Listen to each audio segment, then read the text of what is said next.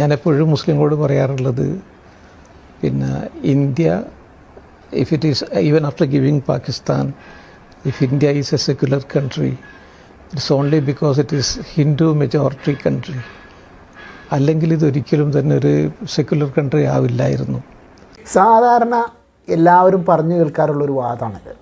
അതായത് India secular ആവാനുള്ള പ്രധാന കാരണം ഇന്ത്യയിൽ ഹിന്ദു ഭൂരിപക്ഷമായതുകൊണ്ടാണ്. ഈ സെക്കുലറിസം എന്ന് പറഞ്ഞാൽ ഇന്ത്യയെ സംബന്ധിച്ച് പുതിയൊരു ആശയമല്ല എന്നും അത് കാലങ്ങളായിട്ട് ഇവിടെ ഉണ്ടായിരുന്നു എന്നും അതിന് ഉദാഹരണമായിട്ട് പറയുന്നത് ലോകത്തിൻ്റെ വിവിധ ഭാഗങ്ങളിൽ ഉദയം ചെയ്ത മതങ്ങളൊക്കെ ഇന്ത്യയിലേക്ക് വരികയും ഇന്ത്യയിൽ കുടിയേറി പാർക്കുകയും ആ മതവിഭാഗത്തിലുള്ള ആളുകൾ ഇന്ത്യയിൽ താമസിച്ച് അവിടെ ഇന്ത്യയിൽ ഭരണം വരെ കൈയാളിയിട്ടുണ്ട്. അതുകൊണ്ടൊക്കെ ഇന്ത്യ ഒരു സെക്കുലർ ആണ് എന്നൊരു ബോധം, അതാണ് ഇന്ത്യയിൽ ഒരു സെക്കുലറിസം എന്ന ഒരു രീതിയിൽ വ്യാഖ്യാനങ്ങൾ പലരും പറയാറുണ്ട്.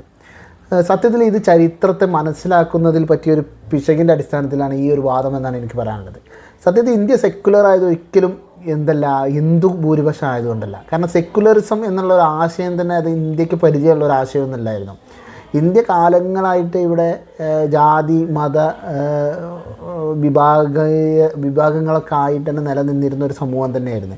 സെക്കുലറിസം എന്നുള്ള ആശയം ഇന്ത്യക്ക് ശരിക്കും കിട്ടിയത് ഇന്ത്യ ബ്രിട്ടീഷുകാർ ഭരിച്ചതുകൊണ്ടാണ് ഇന്ത്യ സെക്കുലറായത്. ഇന്ത്യയിൽ ബ്രിട്ടീഷുകാർ ഭരണം നടത്തുകയും ഈ പാശ്ചാത്യ വിദ്യാഭ്യാസമൊക്കെ ലഭിച്ച കുറേ ദേശീയ പ്രസ്ഥാനത്തിലെ ആളുകൾ, പാശ്ചാത്യ വിദ്യാഭ്യാസം ലഭിച്ച ആളുകൾ ഉണ്ടായതുകൊണ്ടാണ് ഇന്ത്യ സെക്കുലറായത്. ഇനി ചരിത്രപരമായിട്ട് ഇന്ത്യ സെക്കുലർ ആണോ എന്ന് ചോദിച്ചാൽ അതും നമുക്ക് പറയാൻ പറ്റില്ല. ഇന്ത്യൻ്റെ പ്രശ്നം എന്താ വെച്ചാൽ ഇന്ത്യക്ക് ഒരു ഹോമോജീനസ് ആയിട്ടുള്ള ഒരു മതപരമായ കൾച്ചറോ അല്ലെങ്കിൽ ഒരു കൾച്ചർ ഹോമോജനിസിറ്റി ഇന്ത്യക്കില്ല എന്നുള്ളതാണ് ഇന്ത്യൻ്റെ ഒരു പ്രത്യേകത. ഇന്ത്യ ഒരു വൈവിധ്യങ്ങളുടെ നാട്. ഇന്ത്യ ഒരു ഇന്ത്യയായി മാറിയത് തന്നെ ബ്രിട്ടീഷുകാർ ഇവിടെ വന്നതുകൊണ്ടാണ്. ആ ഒരു രാഷ്ട്രീയ ഐക്യം ഇന്ത്യക്ക് വന്നത്. അപ്പോൾ ഇന്ത്യയിൽ പല വിധത്തിലുള്ള സംസ്കാരത്തിലുള്ള ആളുകളെ പല രാജാക്കന്മാർ ഭരിച്ചിരുന്ന ചെറിയ ചെറിയ പ്രദേശങ്ങളായിരുന്നു ഇന്ത്യയിലുള്ളത്.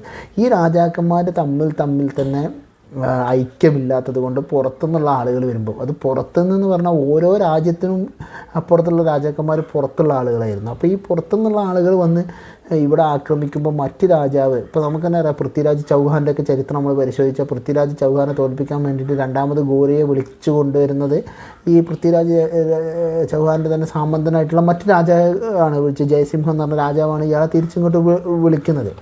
അപ്പോൾ അത്തരത്തിലുള്ള രാജാക്കന്മാർ തമ്മിലുള്ള അനൈക്യമൊക്കെയാണ് ഇവിടെ വന്നിട്ട് മറ്റ് ആളുകൾ ഇവിടെ ആക്രമണം നടത്താനും ഈ മതങ്ങൾ ഇവിടെ പ്രചരിക്കാനും ഒക്കെ കാരണം. പിന്നെ ചില രാജാക്കന്മാർ ചില മതങ്ങളൊക്കെ വരുമ്പോൾ അവരെ സ്വീകരിച്ചിട്ടുണ്ടാവും. അതും അവരുടെ രാഷ്ട്രീയപരമായ അധികാരത്തിന് വേണ്ടിയിട്ടുള്ള താല്പര്യത്തിൻ്റെ അടിസ്ഥാനത്തിലാണ് അത് പലരും സ്വീകരിച്ചിട്ടുള്ളത്. അല്ലാതെ ഒരു സെക്കുലർ മൈൻഡിൻ്റെ ഭാഗമായിട്ടൊക്കെ സ്വീകരിച്ചതാണെന്നുള്ളത് ചരിത്രത്തിൻ്റെ അതിവായനയാണ്.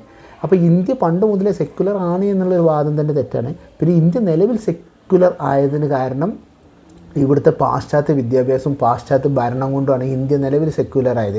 ഇന്ത്യൻ ഭരണഘടന തന്നെ ഒരു ഇപ്പം ആരംഭിക്കുന്നത് we the people of India എന്നാണ്. പക്ഷേ നമുക്ക് ഭരണഘടനാ അസംബ്ലിയിൽ നടന്നിട്ടുള്ള ചർച്ചകളൊക്കെ പരിശോധിക്കുമ്പോൾ അങ്ങനെയല്ല, ദൈവനാമത്തിലൊക്കെ ഭരണഘടന ആരംഭിക്കണം എന്നുള്ള രീതിയിലുള്ള ചർച്ചയൊക്കെ ഒരുപാട് വന്നിട്ടുണ്ട്. പക്ഷേ അതിനെ എതിർത്ത് തോൽപ്പിച്ചത് സെക്കുലർ മൈൻഡുള്ള രാഷ്ട്രീയ പ്രസ്ഥാനത്തിലുള്ള ആളുകൾ, അല്ലെങ്കിൽ നമ്മളെ സ്വതന്ത്ര പ്രസ്ഥാനത്തിലുള്ള ആളുകൾക്ക് സെക്കുലർ മൈൻഡുള്ളത് കൊണ്ട് അവരെ എതിർത്ത് തോൽപ്പിച്ചിട്ടാണ് ഇന്ത്യ ഒരു സെക്കുലർ കൺട്രി ആയിട്ട് നിലനിന്നത്.